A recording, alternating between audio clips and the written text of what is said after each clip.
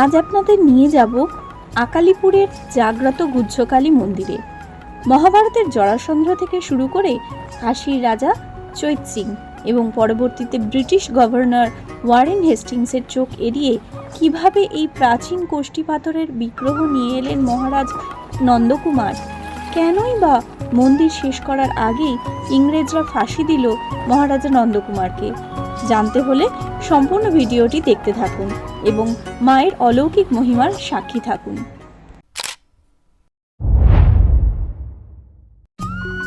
চলে এসেছি তারাপীঠের দ্বিতীয় এবং শেষ পর্ব নিয়ে।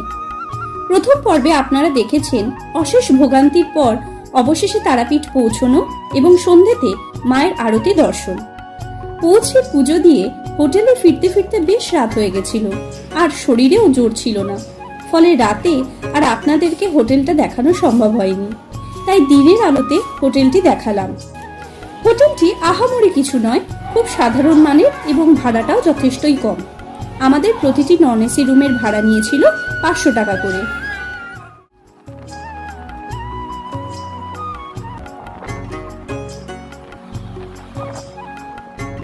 আজ আমরা চলেছি একটি নতুন জায়গার উদ্দেশ্যে।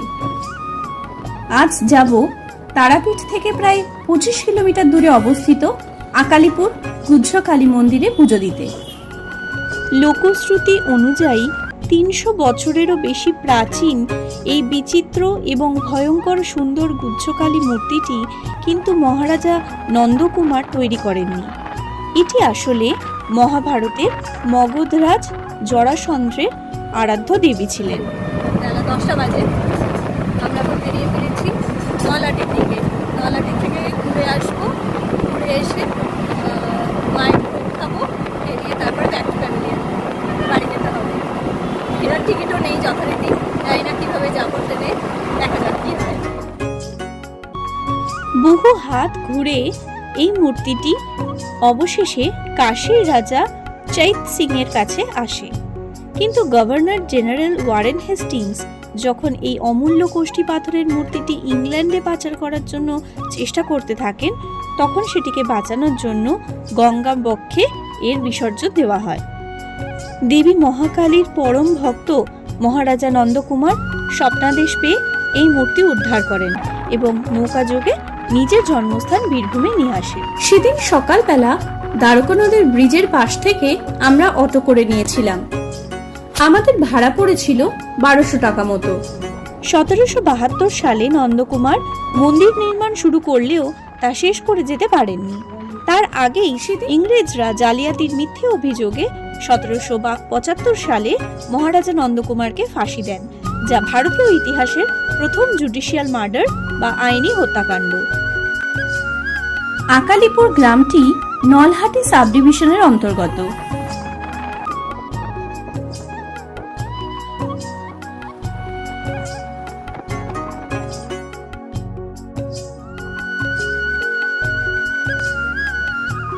প্রায় ঘন্টা দেড়েকের মধ্যেই আমরা পৌঁছে গেলাম মন্দির প্রাঙ্গণে। এই মন্দিরটি মহারাজা নন্দকুমার প্রতিষ্ঠা করেন।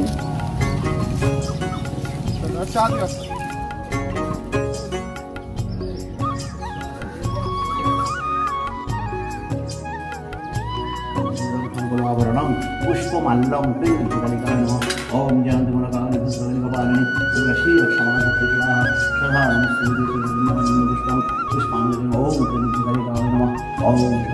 মন্দিরের পাশেই রয়েছে ব্রাহ্মণী নদী। এই মন্দিরের বিশেষত্বগুলির মধ্যে একটি হলো এখানে মায়ের পাশে কোনো শিব মূর্তি বা লিঙ্গ নেই, আর মায়ের সারা গায়ে পেঁচিয়ে রয়েছে অসংখ্য সাপ।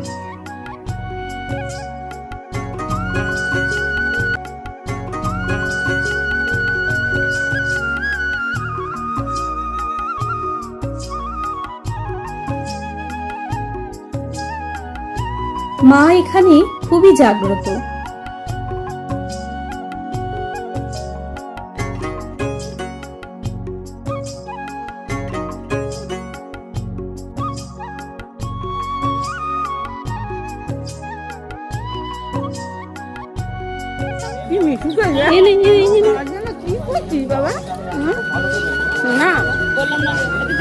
হ্যাঁ হ্যাঁ হ্যাঁ হ্যাঁ ও আমারটা একটু নিয়ে নাও না ইলে বাবা রে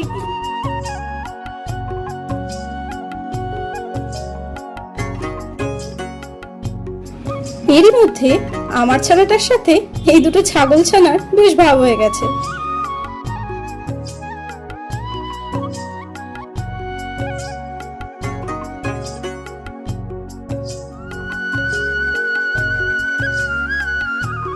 যদি ভোগটা মন্দিরে পেতে ভোগ চাই মন্দিরে ভোগ খেলে আমাকে ফোন করবেন, আমি মন্দিরে ভোগ পরিবেশন করি। আচ্ছা, আচ্ছা। 365 দিন 21 বছর থেকে করছি। আচ্ছা আচ্ছা মানে আপনাকে সকালবেলা ফোন 10 করে টাকা দিলেই ফোন হয়ে করলেন, যাবে রাত্রে ফোন করলেন, হ্যাঁ আগের দিন হলে তো সুবিধাই না হলে পরে বাকি একজন দুজন চলে নেন, ম্যানেজ করে দেওয়ার ক্ষমতা আছে। হ্যাঁ হ্যাঁ হ্যাঁ এখানে পাঠা বলে আমাকে পাবেন, যত আচ্ছা পাঠা পরে আমাকে লাগে আচ্ছা পাঠা আচ্ছা ধরি। ঠিক আছে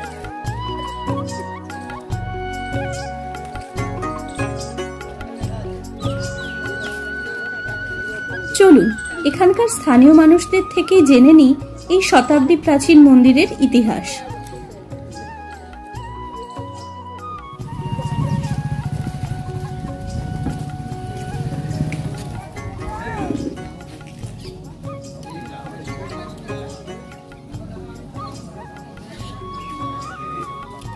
নন্দকুমারের বংশধররা তাহলে কোথায় আছেন? এখন বহরমপুরে কুঞ্জঘাটায় আছেন।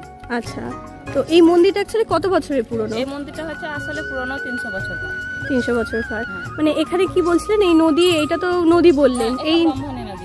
আচ্ছা এটা ব্রাহ্মণী নদী এটা উঠেছে এই নদী মা আমাদের এই মা কালীটা হচ্ছে মহারাজ নন্দকুমারের থেকে, কিন্তু আচ্ছা। চোত সিং বলে মগধের রাজা জরাসিন্ধুর কালী এটা। আচ্ছা ওনাকে চুরি করে নিয়ে যাচ্ছিলেন, চুরি করে এই জলপথে নিয়ে যাচ্ছিলেন, দিয়ে মহারাজ নন্দকুমারকে স্বপ্নাদেশ দেন। আমাদের মা কালীটা বুদ্ধ কালীটা হচ্ছে স্বপ্নাদেশ কালী। আচ্ছা এই স্বপ্ন দেন মহারাজ নন্দকুমারকে যে আমাকে জলপথে নিয়ে যাচ্ছে, আমাকে যাই হোক যেমন করে উদ্ধার কর। ও। এই মা এই নদীতে আমাদের এই নদীতে উঠেছিলেন, ডুবে গেছিলেন। ওখান থেকে মায়ের এই আদি আসনে মাকে তোলানো হয়, আচ্ছা এটা এইটা মায়ের আদি দিয়ে আসন। আসুন আচ্ছা ওখানে তোলানো হয়। আর মায়ের আদি আসন থেকে মায়ের ও মন্দির নিয়ে যেতে 108টা বলি দেওয়া হয়। আগে এখানে মেলা ছিল, মেলা থেকে একটা বাচ্চাকে নিয়ে এসে বলি দেওয়া হয়, এটা কথিত। আচ্ছা দিয়ে ওর মা কান্নাকাটি করছে, খুব মায়ের কাছ থেকে কান্নাকাটি করে উঠে আসছে, তো দেখছে নদীর ঘাট থেকে ওর ছেলেটা উঠে চলে যাচ্ছে। আচ্ছা আর আমাদের এখানে বছরে দুবার মেলা হয়। আচ্ছা চতুর্দশীতে মেলা হয়, মানে আশ্বিন মাসে দশমী, হ্যাঁ। একাদশী, দ্বাদশী, ত্রয়োদশী, চতুর্দশীতে। হ্যাঁ, দিনে কালী পুজো হয়, রাত্রে লক্ষ্মী পুজো হয় ওই চতুর্দশীতে। কিন্তু এখানে সেরকম ভাবে সেদিন কোনো পুজো হয় না। মায়ের বাৎসরিক পূজাটা হয় মাঘ মাসে রতন্তি কালী পুজোতে। মাঘ মাসে আর পৌষ সংক্রান্তিতে এখানে মেলাটা হয়, সেদিনকে এমনি মানে লাইন দিয়ে ব্যারিকেড করে পুজোটা দেওয়া হয়। মহারাজ নন্দকুমারের বংশধর বলতে মহারাজ নন্দকুমারের ছেলে ছিল গুরুদাস রায়। ওর কোনো মানে কোনো ছেলে ছিল না, ও কৃষ্ণপুত্র ছিল। ওই আচ্ছা। কৃষ্ণপুত্রের পরস্পর পালিত হতে হতে আসছে, এখন ওরাই বংশধর। তো এখানে ওই সময় আসলে এই দুটো সময় আসলে পরে এখানে থাকার কোনো ব্যবস্থা হ্যাঁ, আছে? থাকার ব্যবস্থা আছে। আচ্ছা। এখানে মায়ের প্রত্যেক দিন 11:30 কি 12টার মধ্যে পুজোয় বসে, 1:30 থেকে 2টোর মধ্যে পুজো শেষ হয়। মায়ের অন্নপ্রসাদ বিতরণ করা হয়, প্রত্যেক দিন মায়ের অন্নের প্রসাদ হয়। আচ্ছা 1:30 থেকে 2টোর মধ্যে প্রসাদ দেওয়া হয়। কোনোদিন দেরি হলে শনি মঙ্গলবার 2টো 2:30টাও বেজে যায় প্রসাদ খেতে। মায়ের সন্ধ্যাবেলায় সন্ধ্যা আরতি করা হয়, 8টার সময় মায়ের দরজাটা বন্ধ করে ঠাকুরমশাইরা চলে যায়। আচ্ছা আর এখানে ধরেন আগে পুলিশ প্রোটেকশন অতটা ছিল না, কিন্তু এখন সারা রাত এখানে পুলিশ প্রোটেকশন আছে। মাকে মানে দেখার জন্য সিভিক থাকে, পুলিশ প্রোটেকশন আছে। রাত 12টা 1টার সময় পুলিশও আছে। আচ্ছা প্রত্যেক মানে একদম নিশ্চিন্ত জায়গা হ্যাঁ, নিশ্চিন্ত জায়গা। এখানে কোনো ফ্যামিলি নিয়ে আসার জন্য কোনো সমস্যাই না, নেই। সমস্যা নাই। আর যদি এখানে থাকতে চান হ্যাঁ। আমার সঙ্গে যোগাযোগ করিয়েন, হ্যাঁ। অবশ্যই আমি থাকার ব্যবস্থা করবো। ফোন নাম্বারটা তাহলে একবার বলে দিন। আমার ফোন নাম্বারটা হচ্ছে আমি 95 35 72 59 18। ঠিক, গৌতম মণ্ডল। গৌতম আচ্ছা মণ্ডল আমার হাজব্যান্ড। হ্যাঁ হ্যাঁ হ্যাঁ, আমার হাজব্যান্ড এখানে মায়ের প্রত্যেকদিন অন্ন পরিবেশন করে, পাঁঠা ধরে, আচ্ছা। এটাই আমরা করি। আচ্ছা আচ্ছা মন্দিরের দক্ষিণেই রয়েছে একটি ঐতিহাসিক পঞ্চমুণ্ডী আসন। লোকবিশ্বাস অনুযায়ী এখানে স্বয়ং সাধক বামাখ্যাপা থেকে শুরু করে বহু বড় বড় তান্ত্রিক সিদ্ধি লাভ করতে আসতেন।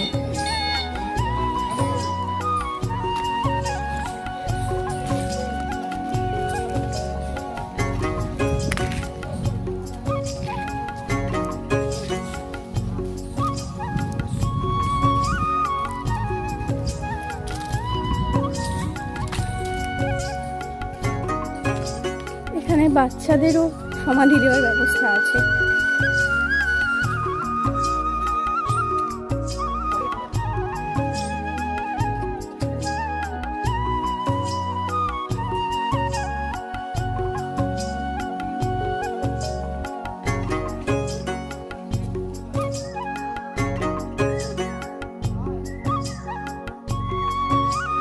মায়ের দর্শন করে ফিরে এলাম তারাপীঠ মন্দিরে। এবার ভোগ খাওয়ার পালা।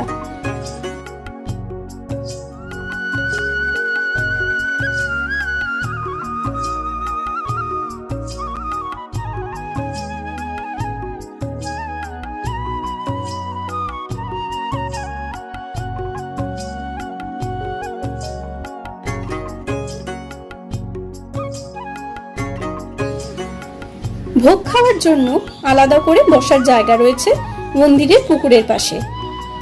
মায়ের আমিষ এবং নিরামিষ দুই রকমেরই ভোগ হয়। আমরা তৃপ্তি করে পেট ভরে ভোগ খেলাম।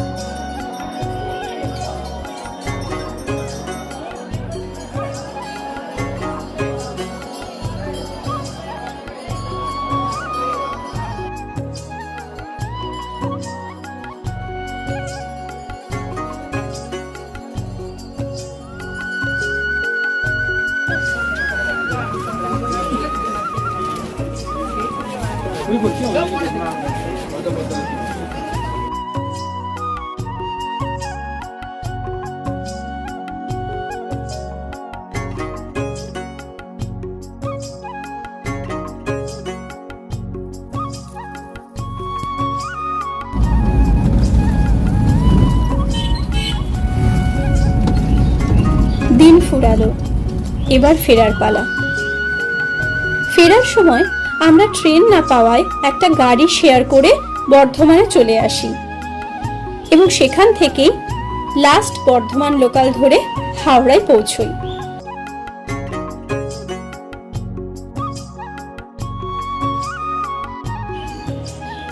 আশা করি ভিডিওটি আপনাদের ভালো লেগেছে।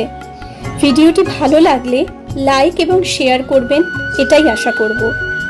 আপনাদের কমেন্টস আমাকে আরো উৎসাহিত করবে আরো ভালো এবং নতুন কোনো জায়গা যাওয়ার জন্য এবং নতুন কিছু দেখানোর জন্য। ফিরে আসছি অন্য কোনো ভিডিও নিয়ে, অন্য কোনো নতুন জায়গায়। ততক্ষণের জন্য টাটা।